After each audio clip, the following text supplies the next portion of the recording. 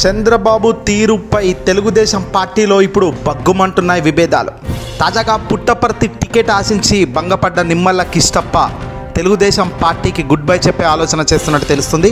మాజీ మంత్రి పల్లె రఘునాథ్ రెడ్డి కోడలు సింధూరారెడ్డి పుట్టపర్తి టికెట్ ఖరారు చేశారు.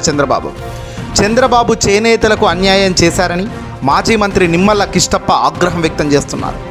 గోరంట్లలో తెలుగుదేశం పార్టీ కార్యకర్తలతో సమావేశమైన నిమ్మల కిష్టప్ప ఇండిపెండెంట్గా పోటీ చేయాలా లేదంటే అధికార పార్టీ వైఎస్ఆర్సీపీలోకి వెళ్ళాలా, ఏం చేయాలి అనే దానిపై ఇప్పుడు తర్జన భర్జన పడుతున్నారు.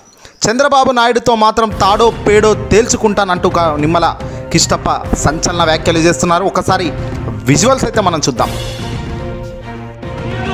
డబ్బు లేడానికి లేదన్నమాట. బడుగు బలైన వర్గాలకి ఎప్పుడే కానీ కిందనే ఉంటారు కానీ పైకి రాదు. పల్లె లేదన్నా మాత్రం కాదు, మా బాధ మేము చెప్తున్నాము. మేము కార్యకర్తలు మేము నష్టపోయినాము నా తెలుగుదేశం పార్టీ నుంచి.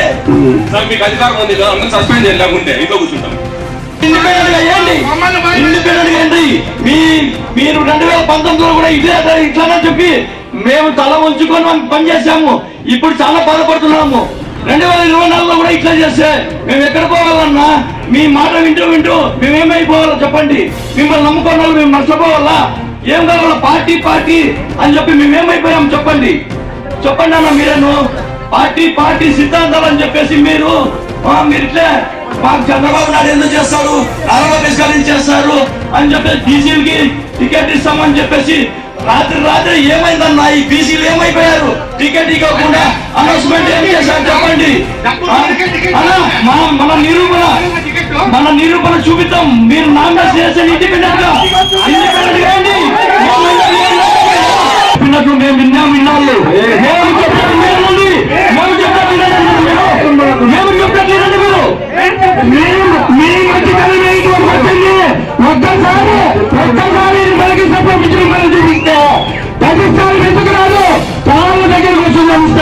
మీరు దయచేసి నా పిండి పెళ్లి చేసేదానికి మీరు సహకరించండి. అభిప్రాయాలు చెప్పాను.